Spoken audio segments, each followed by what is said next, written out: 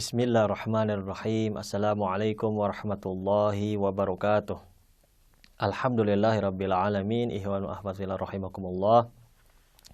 Di dalam pembahasan dalam pelajaran kita kali ini, insyaallah kita akan melanjutkan pembahasan yang sebelumnya pernah kita ulas dan pernah kita bahas, yakni mengenai masalah yang berhubungan dengan muamalah, yang dimana dalam masalah ini muamalah pada sesuatu yang digunakan pada hal-hal yang haram dalam masalah ini.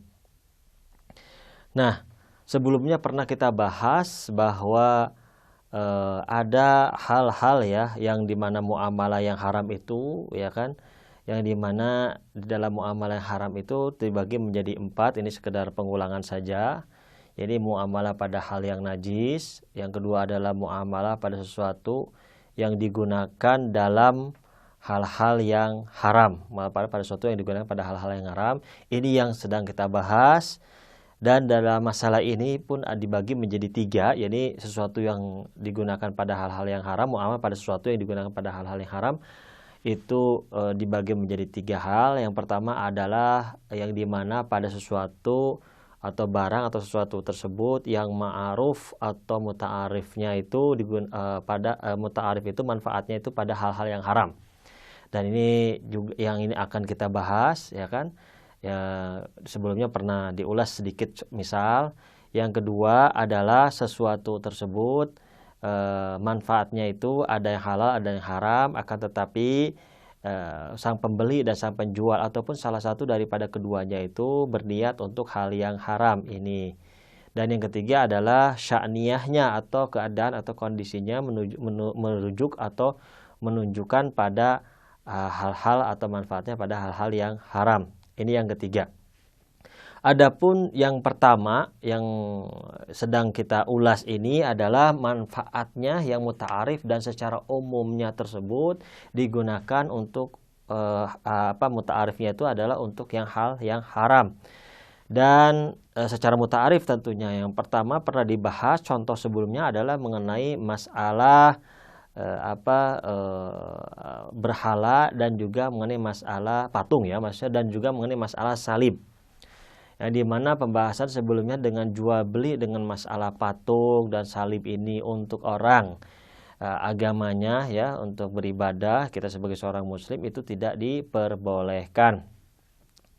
Dalam masalah ini maka muamalahnya di sini haram secara hukum taklifi dan secara hukum wad'i juga batal muamalahnya, artinya tidak ada nakal wa intikal, tidak ada perpindahan antara thaman dan musman secara hakiki menurut syar'i.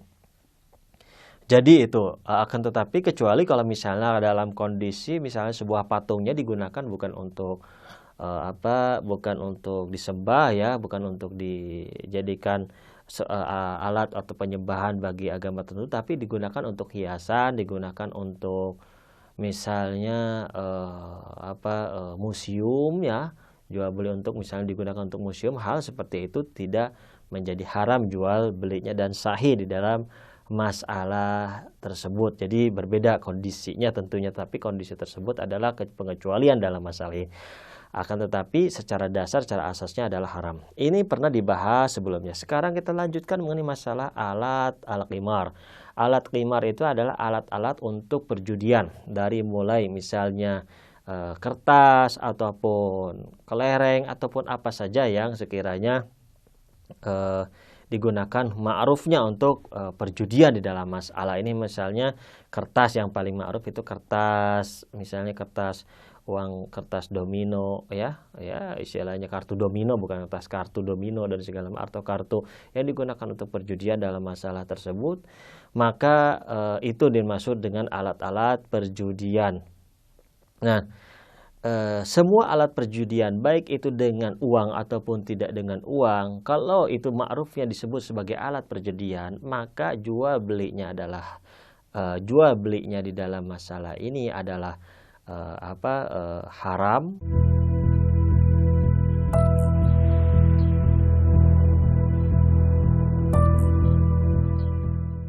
Dan juga secara hukum wad'inya adalah batal di dalam masalah ini. Jadi jual beli alat-alat, misalnya jual beli kartu domino, walaupun tidak digunakan untuk perjudian, tapi haram dan juga batal di dalam masalah tersebut. Jadi hati-hati dalam masalah ini, karena ibaratnya yang jadi unwan haramnya itu dan batalnya itu adalah alat jual beli, alat untuk perjudian tersebut.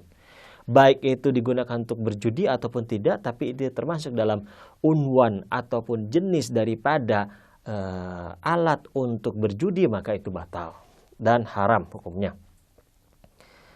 Bagaimana dengan catur? Kalau catur di dalam zaman sekarang ini secara ma'aruf dan secara muta'arifnya tidak masuk di dalam wilayah alat perjudian sekarang. Jadi tidak masuk di dalam wilayah alat perjudian di dalam masalah ini. Sekarang kalau misalnya alat-alat lahwi, bagaimana? Lahwi itu adalah yang bisa melupakan daripada dengan senandung ya, dengan apa bisa melupakan daripada Allah Subhanahu wa taala dan agama dan etika di dalam masalah dan akhlak, juga khilaful akhlak yang jauh daripada akhlak Islam, berupa misalnya ibaratnya memunculkan suara-suara musik atau suara-suara yang bisa melupakan dirinya daripada Allah Subhanahu wa taala, maka alat-alat tersebut adalah haram hukumnya diperjualbelikan. Kecuali dalam pembahasan khusus ke depan, insya Allah kita akan bahas kalau misalnya alat daripada musik tersebut digunakan bukan untuk lahwi. Jadi kalau bukan untuk lahwi maka tidak haram ibaratnya diperjualbelikan dan juga dimainkannya tidak haram kalau bukan untuk lahwi. Jadi insya Allah ada perbedaan antara lahwi, yaitu sesuatu yang bisa menyebabkan lupa dari ingatan daripada Allah Subhanahu wa taala dan agama dan akhlak. Tetapi kalau misalnya ada alat musik digunakan justru untuk misalnya hal-hal yang berguna, misalnya untuk musik hamasah misalnya atau perjuangan dan segala macam, itu berbeda. Jadi atau musik kebangsaan seperti itu berbeda jelas penggunaannya, itu halal dan tidak haram. Tapi kalau misalnya khusus alat musiknya itu adalah untuk lahwi, yang ma'ruf untuk lahwi, maka dijualbelikannya haram. Ta'lim atau belajar dan mengajarkannya haram, dan juga mengajarkannya haram, dan juga dalam masalah ini menjualbelikannya juga haram di dalam masalah ini. Tetapi secara khusus ada pengecualian untuk tadi pernah disebutkan bahwa kalau alat musik tersebut untuk hal yang bukan lahwi, maka itu tidak dikatakan haram di dalam masalah ini. Ada masalah lain, contoh misalnya ketika kalau ada seperti tempat atau peralatan makanan ya, peralatan tempat makanan seperti piring, sendok, garpu atau gelas dengan segala macam. Kalau dari emas itu kalau tujuannya adalah untuk makan, untuk istilahnya untuk alat makan, jelas-jelas untuk alat makan, misalnya sebagian berlebihan di dalam masalah ini, kan itu haram hukumnya, maka dijual belinya dalam masalah ini pun haram, membuatnya pun haram dalam masalah ini. Kecuali kalau misalnya digunakan untuk perhiasan, nah itu beda lagi. Tapi kalau digunakan untuk yang ma'rufnya adalah membuat gelas, kan ada misalnya zaman kerajaan yang berlebihan, raja piringnya dari emas, gelasnya dari emas, sendoknya dari emas, maka membelinya haram, menjualnya haram, dan ibaratnya menggunakannya juga tentunya haram dan juga batil dalam masalah ini. Artinya batil secara hukum wadi'nya, itu batil, tidak disahkan oleh syar'i. Insya Allah dalam pembahasan selanjutnya kita akan membahas ya mengenai unsur yang kedua, unsur yang kedua mengenai masalah di mana ada manfaatnya itu halal dan haram dari sesuatu tersebut, tetapi penjual dan pembeli itu bermaksud untuk kepada yang haram atau salah satunya bermaksud kepada yang haram. Bagaimana hukumnya? Insya Allah dalam pertemuan dan pelajaran selanjutnya kita akan mengulasnya. Wabillahi taufiq wal hidayah wal inayah. Wassalamualaikum warahmatullahi wabarakatuh.